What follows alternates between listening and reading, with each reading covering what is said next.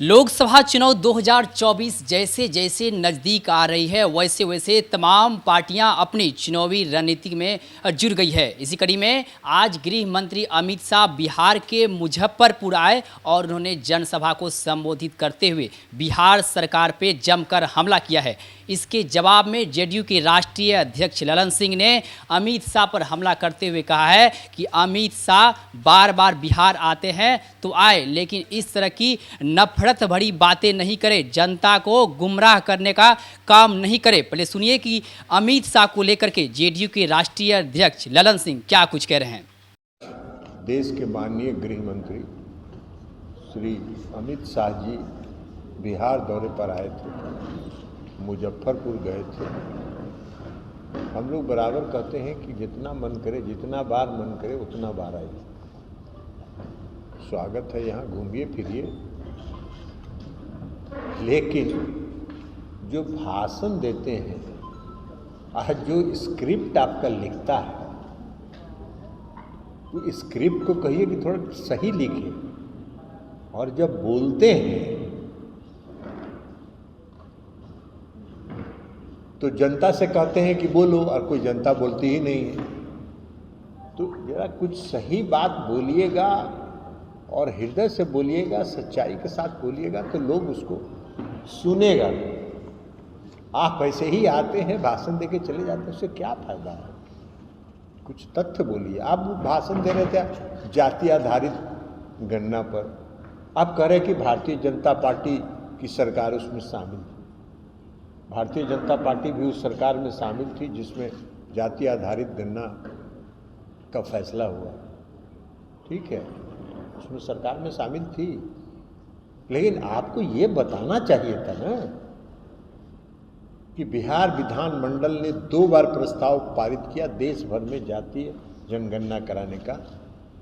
आपको ये बताना चाहिए था ना कि जनता दल यूनाइटेड के 11 सांसदों का प्रतिनिधि मंडल आपसे मिलकर आपसे जाति आधारित गणना देश भर में कराने का अनुरोध किया था।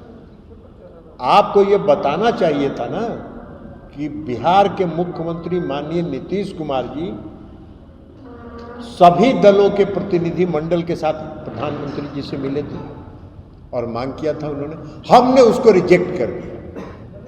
ये बताना चाहिए था, ये सच्चाई है। और अगर आपका चरित्र ही दोहरा है, आप दोहरे चरित्र के व्यक्ति हैं, आप एक तरफ कह रहे हैं कि जाति आधारित गणना कराने का जो फैसला बिहार में हुआ, आपकी पार्टी उस सरकार में शामिल थी, लेकिन दूसरी तरफ जाति आधारित गणना को रोकने के लिए आपने पूरा षड्यंत्र किया। पटना हाई कोर्ट में याचिका दायर करवाया, सुप्रीम कोर्ट में, यहां से जब खारिज हो गया तो सुप्रीम कोर्ट में याचिका दायर करवाया, और भारत सरकार के सॉलिसिटर जनरल को आपने कोर्ट में खड़ा कर दिया विरोध करने के लिए। वो सॉलिसिटर जनरल किसके निर्देश पर गया था? गृह मंत्रालय के निर्देश पर गया था, जिस विभाग के आप मंत्री हैं। तो आपको यह भी ईमानदारी से बताना चाहिए था। ईमानदारी तो ईमानदारी होता है ना, तो आपको ईमानदारी से बताना चाहिए था कि हम सरकार में थे जरूर, लेकिन हम भीतर भीतर षड्यंत्र कर रहे थे इसको रोकने का। ये बात आपको बताना चाहिए था।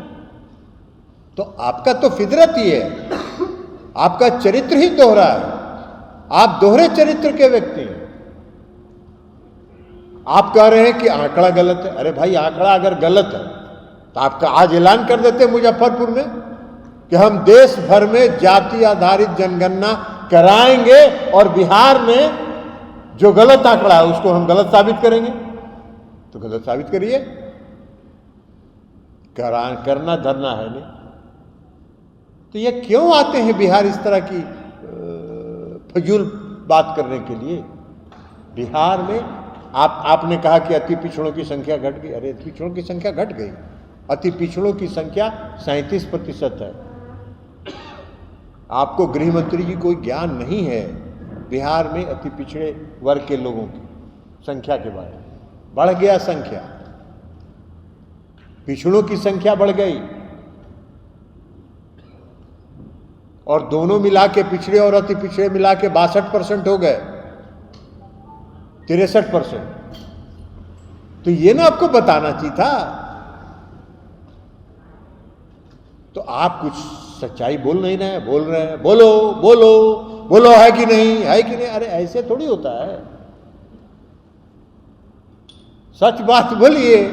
आपको कहना चाहिए था सीना ठोक के कि हाँ हमने कराया था और हमने षड्यंत्र किया इसको रोकने के लिए, लेकिन सुप्रीम कोर्ट मेरी बात नहीं मानी। ये सच्चाई था और ईमानदारी थी, और ईमानदारी से आप बताते तो बात समझ में आ जाती। नहीं किए, अब लगातार कह रहे हैं गलत है, आंकड़ा गलत है। अरे आंकड़ा गलत है तो आप कहिए कि हम 1 साल के 6 महीना के अंदर देश भर में जाति आधारित जनगणना कराएंगे और जनगणना करा के साबित कर देंगे कि आंकड़ा गलत है। बिहार में जो आंकड़ा है वो 100% सही आंकड़ा है।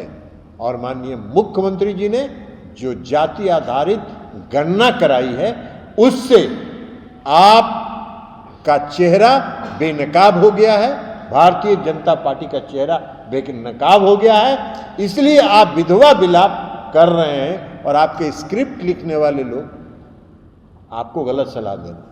तो आपने सुना कि अमित शाह को लेकर के जेडीयू की राष्ट्रीय अध्यक्ष ललन सिंह साफ तौर पे हमलावर करते हुए नजर आ रहे हैं और ये कह रहे हैं कि जाति आधारित गणना का जिस तरह से भाजपा समर्थन करते नजर आ रही है, ये अमित शाह क्यों नहीं बताते हैं कि जब जाति आधारित गणना को लेकर के हम लोग एक रिपोर्ट लेकर के उनके पास पहुंचे थे, उन्होंने साफ तौर पे इनका विरोध किया था और इनसे अपना पलराज झाड़ लिया था। सहयोगी पिंटू के साथ संजीव सिंह, एग्री 24 पटना।